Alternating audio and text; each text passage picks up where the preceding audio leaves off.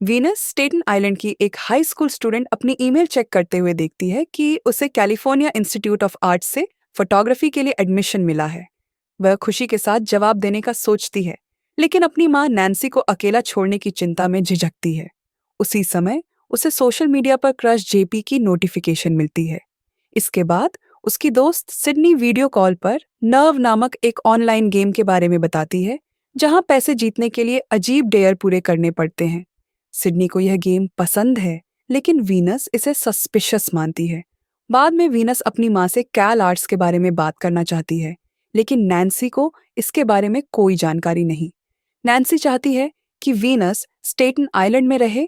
Venus अपने मृत भाई का कमरा किराए पर देने का सुझाव देती है, लेकिन नैन्सी इसके लिए तैयार नहीं होती।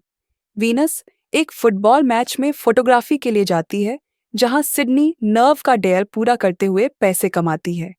इससे प्रभावित होकर वीनस खुद को साबित करने के लिए गेम में प्लेयर के रूप में साइन अप कर लेती है। गेम की रोबोटिक वॉइस उसे रूल्स समझाती है। सभी डेयर फिल्म करने होंगे, फेल होने या छोड़ने पर एलिमिनेशन होगा। सबसे ज्यादा वॉचर्स वाले 2 प्लेयर्स फाइनल में जाएंगे। पहला डेयर उसे एक डाइनर में किसी अजनबी को किस करने का मिलता है।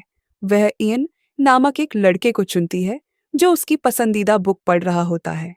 डेयर पूरा करने के बाद इयन और वीनस को अगले चैलेंज में साथ में $200 कमाने का मौका मिलता है।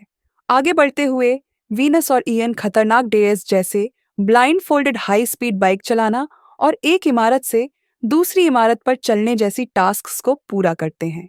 नैन्सी वीनस के गेम में इन्वॉल्व होने से चिंतित है, खासकर जब वह देखती है कि उनके बैंक अकाउंट में पैसे गायब हो रहे हैं। सिडनी वीनस की बढ़ती पॉपुलैरिटी से जलन महसूस करती है और उनका रिश्ता बिगड़ जाता है। दूसरी तरफ इयन और वीनस के बीच बॉन्ड मजबूत होता है। वीनस को पता चलता है कि नर्व गेम उनके पर्सनल डेटा को कंट्रोल करता है। अंत में वह और इयन मिलकर गेम की सच्चाई उजागर करने और इसे नष्ट करने की योजना बनाते हैं। वीनस गुस्से में इयन की बातों को सुनने से इनकार कर देती है और भागने की कोशिश करती है। इयन उसे रोकते हुए समझाने की कोशिश करता है कि वह भी इस खेल में फंसा हुआ है और उसे मजबूरी में कुछ चीजें करनी पड़ी। वह बताता है कि नर्व केवल एक खेल नहीं है, बल्कि यह एक डार्क वेब ऑपरेशन है, जहां लोग खिलाड़ियों के डेटा को कंट्रोल और मैनिपुलेट करते हैं। वीनस पहले तो इयन की बातों पर विश्वास नहीं करती, लेकिन वह देखती है कि इयन भी पहले की तरह खुश और केयरफ्री नहीं है। वह उसे स्टेटन आइलैंड फेरी पर फाइनल राउंड के बारे में बताता है। वीनस ये जानकर डर जाती है कि अब खेल और खतरनाक हो गया है, लेकिन इयन कहता है कि अगर वे साथ काम करें तो वे इस गेम को हरा सकते हैं। वीनस आखिरकार इयन की मदद स्वीकार करती है।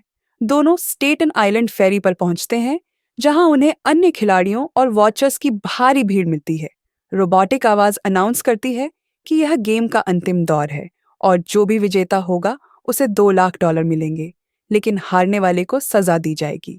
आखिरी डेयर के लिए वीनस और इयन को एक ऊंचे क्रेन पर चढ़ना पड़ता है और बिना सुरक्षा के एज पर चलना होता है।